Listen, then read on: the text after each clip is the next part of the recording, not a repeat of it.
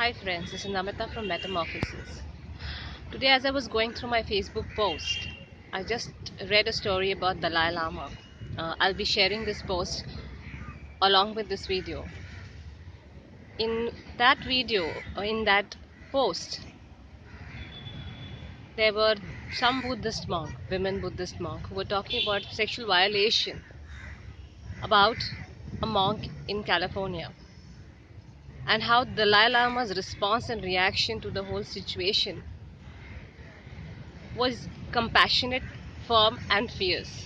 Yes, compassionate, firm, and fierce. These do look like contradictory energies, words, yet they all mean the same: tough love. Compassion is not about taking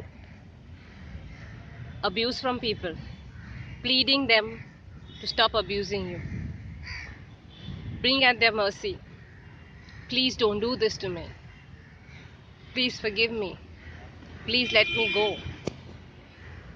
Please, for God's sake, don't do this. Or we forgive you what you're doing.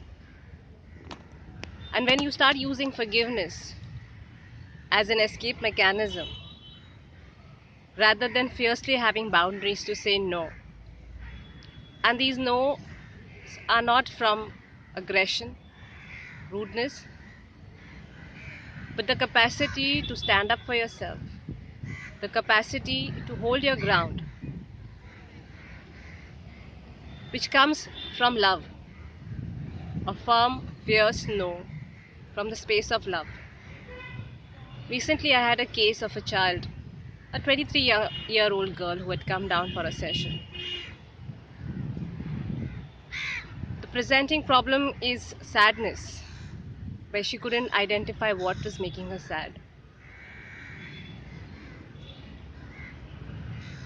During the sessions, she said, "My parents are the best people I know, and a couple to role model for." I said, "Beautiful." However, she was having an abusive relationship, but the person she was in a relationship was verbally and mentally abusing her, calling her names, putting her down.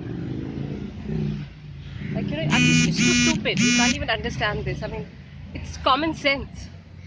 Yeah, these sound very simple words, but they're very abusive when they're constantly used to dishonor somebody. As we went through the session, it came down to a very young child, a 4-year-old, who was brutally beaten up by the father, literally picked up and thrown on the ground. The father had put his feet on the child's neck. The child was so traumatized and decided it's like a very weird decision, but a decision to believe that it didn't happen.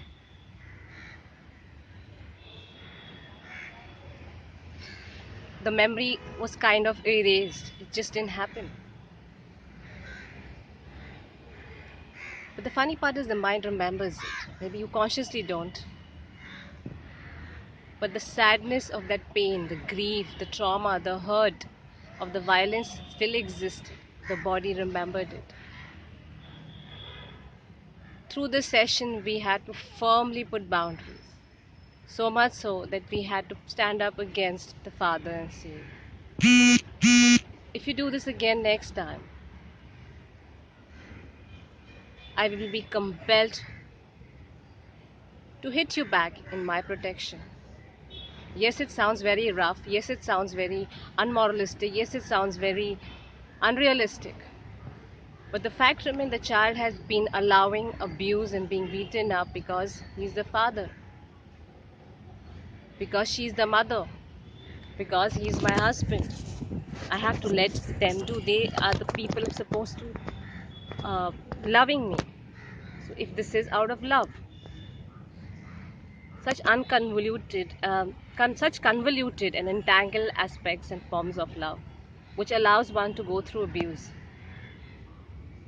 It took a while, quite a while, and few sessions for her to firmly stand up and say, come what may, be it my father, be it my mother, be it my spouse, be it my boyfriend, be it any fucking person on this earth, I won't let this happen to me.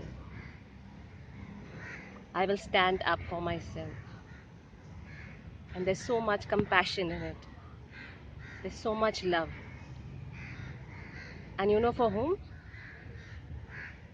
For the one that was abused within you. And that's where the journey starts of compassion and love. From within you. Charity begins at home. If I cannot be compassionate and loving to my own self, it doesn't matter. I don't even have it to give it to anyone. It's just people pleasing. There's no compassion about it. It's just people pleasing. A beautiful word in the name of compassion. Compassion is way beyond just mere pleasing somebody. It's a love that put boundaries for the highest good.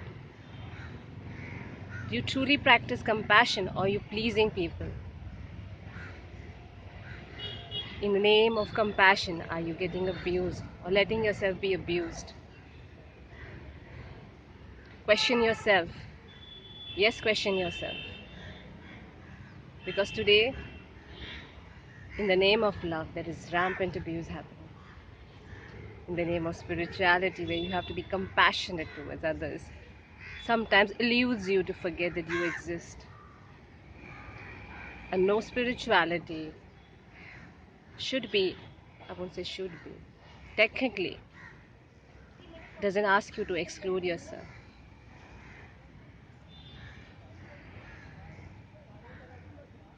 So are you willing to be more compassionate to yourself?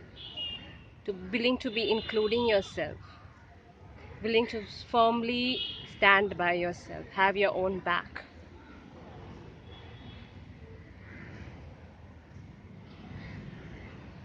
And if no, ask, what's the fear?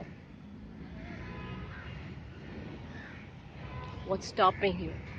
What's the worst that could happen if you became compassionate? A fierce form of compassion.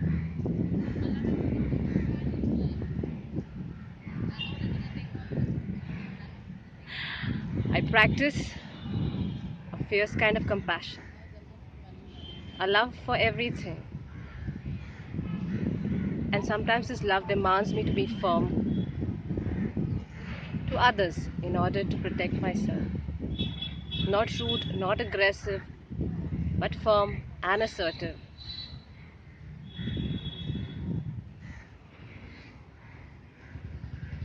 This is another aspect of self-love.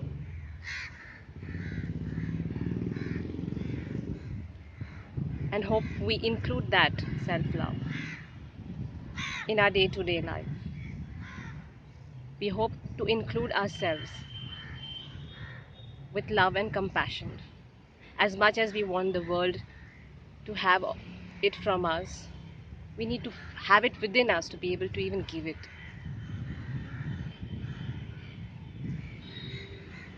And that comes from within, when your aspects, small parts of you, younger aspects of your inner self, which was being violated, hurt, verbally abused, physically abused, when joins you, you truly come at peace within you. You will extend that to the outside world.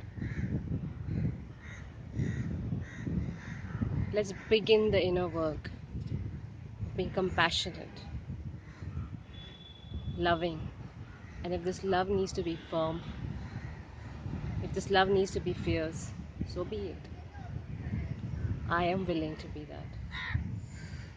For the greater good and the bigger good and the bigger picture. Gone are the days when I use this as an excuse to tolerate abuse.